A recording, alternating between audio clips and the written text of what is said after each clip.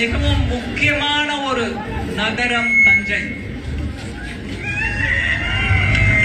சோழர் காலத்து ஆட்சி நம் பாரத நாட்டில் மாத்திரம் அல்லாமல் தென்கிழக்கு நாடுகள்ல கூட இன்னைக்கு தஞ்சாவூர் பெரிய கோவில் இங்க தஞ்சையில இருக்குன்னா கம்போடியால இருக்கக்கூடிய ஆங்கோர் வாட் கூட இதேதான். நம் மண்ணில் பிறந்து நமது அரசர்களான சோழர்கள் அங்கேயும் சென்று அமைதியான முறையிலே கட்டாயப்படுத்தி பலவந்தப்படுத்தி யாரையும் மாற்றாமல் அவர்கள் அரசாண்டார்கள். அப்பேற்பட்ட தஞ்சாவூர் மண்ணில் பல முக்கியமான சரித்திரத்தில் இடம்பெற்ற பெரிய எழுத்தாளர்களும் சங்கீதம் பாடக்கூடியவர்களும் இசையமைப்பாளர்களும் இன்னும் எழுத்தாளர்களும் தமிழ் என்றால் சங்க தமிழ் மதுரை என்றால் தமிழை வளர்த்த மிகப்பெரிய ஒரு ஊர் தஞ்சாவூர். அந்த மண்ணில் இன்னைக்கு நின்று கொண்டு தஞ்சாவூர் என்றாலே பிஜேபியின் முதல் மனதில் வருபவர் கருப்பு. இன்று அவர் தேசிய ஐக்கிய கூட்டணியின் வேட்பாளராக இருக்கிறார். கருப்பு நாகராஜன் அவர்களுக்கு கருப்பு முருகானந்தம் அவர்களுக்கு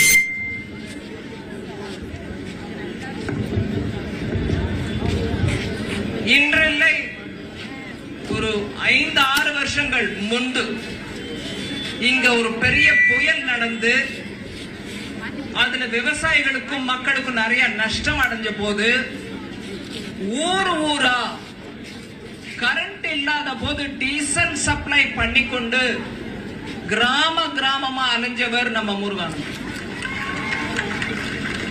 நான் அப்ப வந்திருந்தேங்க. மோடி ஐயா சொன்னார் தஞ்சாவூர்ல பெரிய இழப்பா இருக்கு, நீங்க போய் பார்த்துட்டு எனக்கு ரிப்போர்ட் கொடுங்க. அப்ப பார்த்த போது மின்சாரம் தடைப்பட்டிருந்தது, எலக்ட்ரிக் போல்ஸ் எல்லாம் கீழே விழுந்திருந்துச்சு. இருந்தாலும் பக்கத்தில் இருக்கக்கூடிய பெட்ரோலியம் நேச்சுரல் கேஸ் அவங்க ஸ்டோரேஜ் பெட்ரோலியம் மினிஸ்ட்ரி மத்திய அரசின் பெட்ரோலியம் மினிஸ்ட்ரியோட ஸ்டோரேஜ் டேங்க்ல இருந்து நம்மளுக்கு இங்க சப்ளை பண்ண வச்சு தஞ்சாவூர்ல இருட்டு இல்லாம டீசல் விளக்குகள் மூலம் வெளிச்சத்தை கொண்டவர் அதுக்கு உடனடியா நிறைய ரிலீஃப் அப்போ நாங்க எடுத்து கொடுத்தது மக்களுக்கு போய் சேர்ந்துச்சு. அந்த எலக்ட்ரிக் ஸ்தம்பங்களை எல்லாத்தையும் கிராமத்திலேயே இருந்து அந்தந்த கிராமத்து மக்களோட பேசி அதை முதல்ல சரி பண்ண வேண்டிய வேலையெல்லாம் பிஜேபி தொண்டர்கள் அங்கங்கே செய்து வந்தனர்.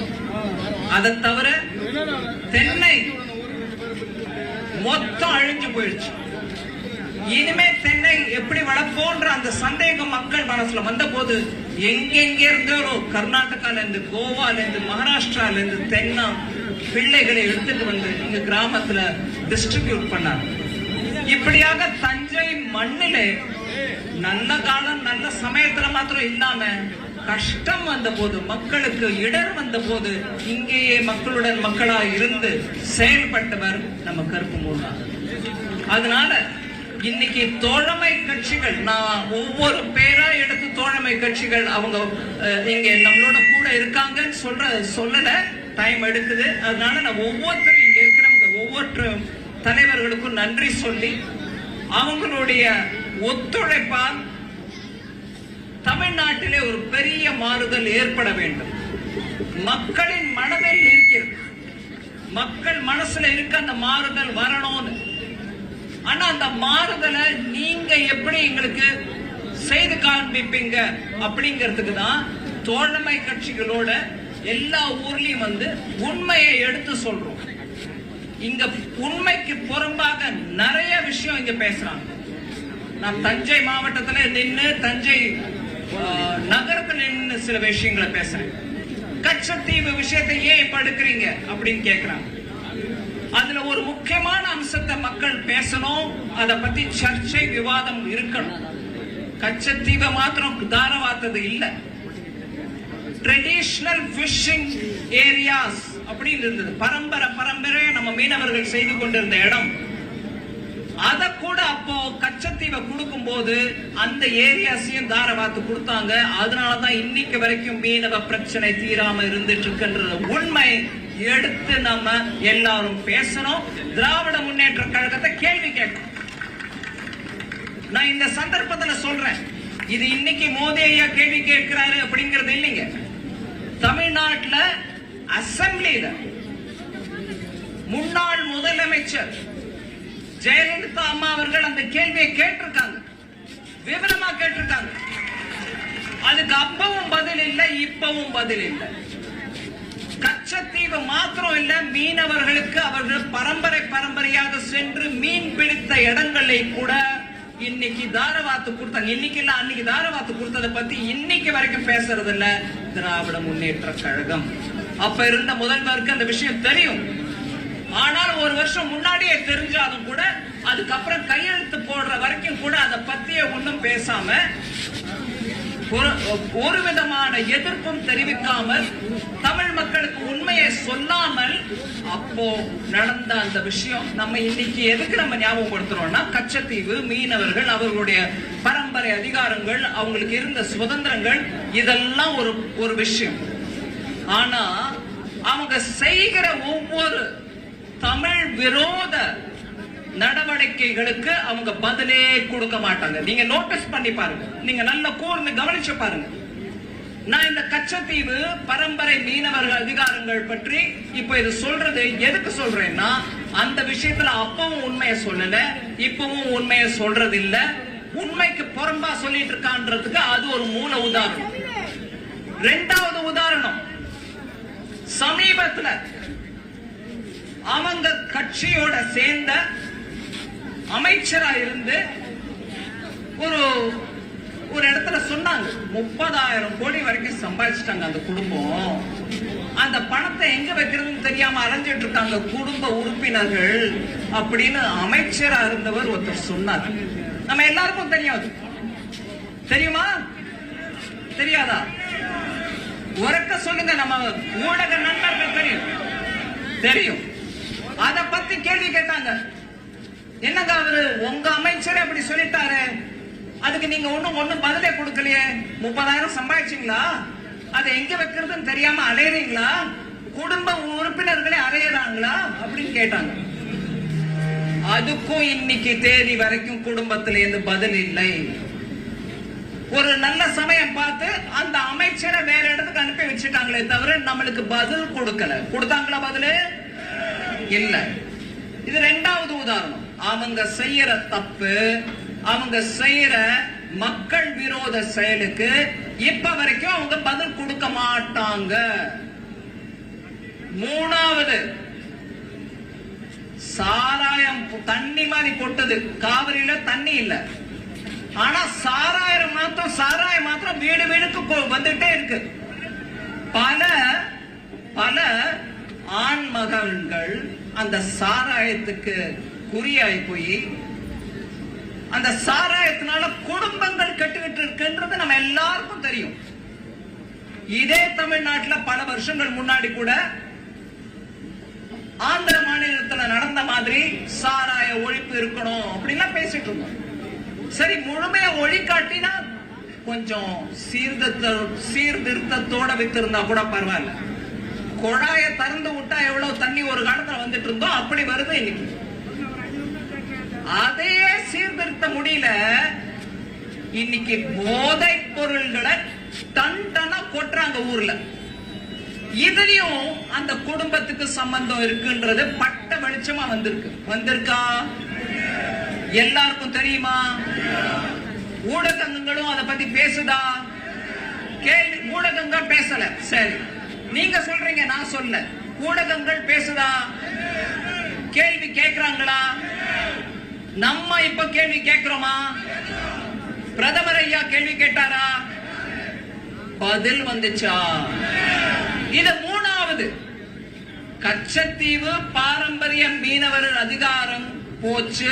அதுக்கு அன்னைக்கும் பதில் இல்ல, இன்னைக்கும் பதில் இல்ல. 30,000 கோடி சம்பாதிச்சிட்டோம், அது எங்க வைக்கணும்னு தெரியாம அலையறாங்கன்னு சொல்லி அவங்க அமைச்சரே சொன்னதுக்கு இன்னைக்கும் பதில் இல்ல, அப்பவும் பதில் இல்ல, எப்ப வருமோ பதில் தெரியல. இதெல்லாம் டைரக்ட்லி அந்த குடும்பத்தை சேர்ந்தது. ஆமாங்களா? உங்களை சேர்ந்ததா? என்ன சேர்ந்ததா? மோடி ஐயாவை சேர்ந்ததா? பதில் சொல்ல வேண்டியவங்க யாரு? அவங்க.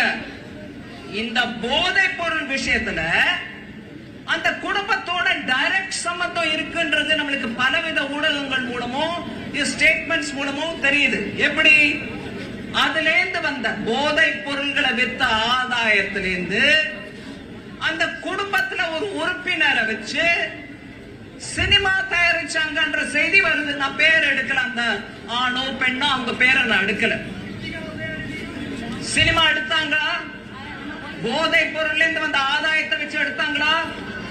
யாரு பதில் சொல்லணும்? அவங்களுக்கும் அந்த போதை பொருள் வாங்கி விற்கிறவருக்கும் சம்பந்தம் இருக்கா இல்லையான்னு அந்த குடும்பமா இல்ல நீங்களா? கோபாலபுரம் குடும்பம் பதில் சொல்லணுமா? கோபாலபுரம் குடும்பம் இன்னைக்கு வரைக்கும் பதில் சொல்லிச்சா? அவங்களுக்கும் அந்த போதை பொருள் விற்கிறவங்களுக்கும் அந்த குடும்பத்துக்கும் குடும்ப உறுப்பினர் சிலருக்கும் சம்பந்தம் இருக்கா இல்லையா அப்படின்னு முதல்வர் பதில் சொல்ல வேண்டுமாய் நான் கேட்டுக்கிறேன். நீங்க எல்லாம் என்னோட சம்மதமா? முதல்வர் பதில் சொல்ல வேண்டும். அதே மாதிரி இளைய தலைமுறை தலைவர், டெபுட்டி சீஃப் மினிஸ்டர் எல்லாத்துக்கும் முன்ன வந்து பதில் கொடுப்பாரு. முன்ன வந்து என்ன இப்படி அப்படி இப்படி பேசுவார். அவர் மனசை திறந்து ஃப்ரீயா பேசுறவரு இன்னைக்கு போதை பொருள் விஷயத்துல ஏன் முன்னுக்கு வர மாட்டேங்கிறாரு? வரணுமா இல்லையா? எனக்கு மனசுல தோணுது,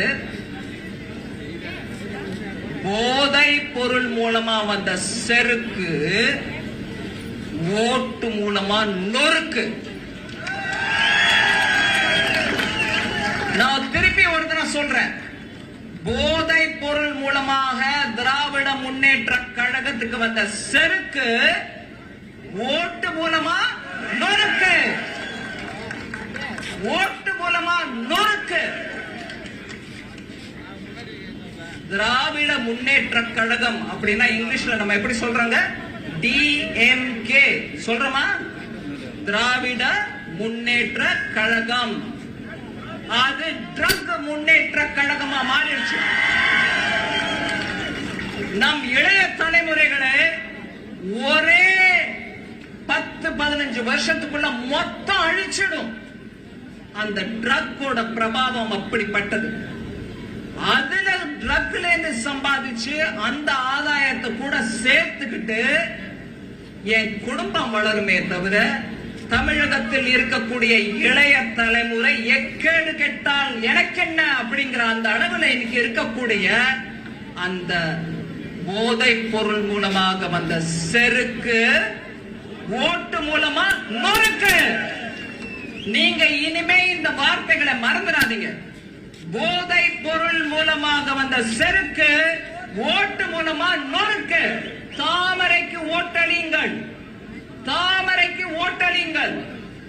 டிஎம்கே ட்ரக் முன்னேற்ற கழகத்தை நொறுக்குங்கள். ஓட ஓட விரட்டுவோம் அப்படின்னாரா முதலமைச்சர்? ஆர்எஸ்எஸ் பிஜேபியை ஓட ஓட விரட்டுவோம் அப்படின்னாரா? நம்ம ட்ரக் விக்கிரமங்களை போதை பொருளோட வந்த செருக்கான அந்த டிஎம்கேக்கு ஒரு ஓட்டு மூலமாக நொறுக்கிறதுக்கு நான் உங்களுக்கு எல்லாரும் இன்னைக்கு கை கூப்பி சிரம் தாழ்த்தி மரியாதையா பணிவா இங்க தஞ்சை மாவட்டத்துல தஞ்சை தொகுதியில கருப்பு முருகானந்தத்துக்கு உங்களுடைய ஓட்டை கொடுங்க. அந்த செருக்க நொறுக்குங்க. இன்னும் எத்தனையோ பேசுறதுக்கு இருந்தாலும் முக்கியமாக தேசிய நலனுக்கோசம் கச்சத்தீவு விஷயமும் மீனவர்கள் விஷயத்திலையும் அவங்க பதில் சொல்ல இருக்க பிரதமர் மோடியை கேள்வி கேட்கறதுக்கான அந்த அகந்தையை நம்ம நொறுக்கணும். 30,000 கோடி அவங்க அமைச்சரை சொன்ன பிறகும் பதில் கொடுக்காம இருக்கிற அந்த அகந்தையை நம்ம நொறுக்கணும். போதை பொருள் மூலமாக வந்த அகந்தை செருக்க ஓட்டு மூலமா நொறுக்கணும். வந்தே மாதரம். பாரத் மாதா கி, பாரத் மாதா கி. மொத்தமா கோபாலபுரம் வரைக்கும் போனோம். பாரத்